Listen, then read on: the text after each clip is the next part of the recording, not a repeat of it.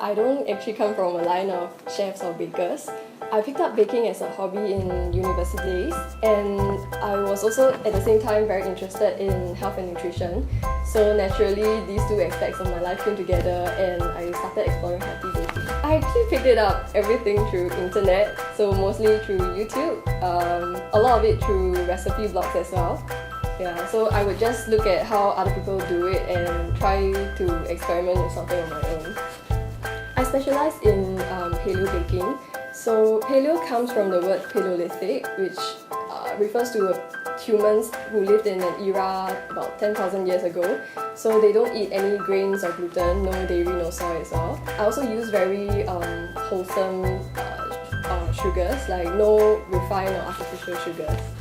I have this funny little dream, and it's kind of like how a co-working space works. So I want to create a co-working kitchen where home bakers like me, like if you need a commercial kitchen, you can just come in and rent the kitchen for like a few hours or a few days, even if you want. And if you need an avenue to sell it, the cafe will provide you with like a fridge space or somewhere in the shop to display your goods.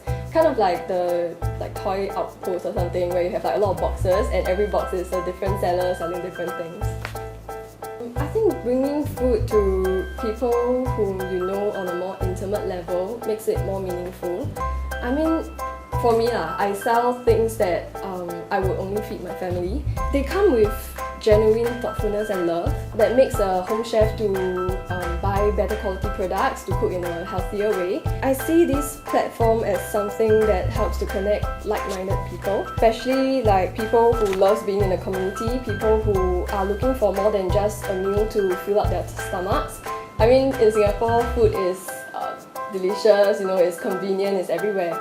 And people who are using food, HCook to look for food, are looking for more than that. They want something nutritious maybe, they want to get to know the people who make their food better.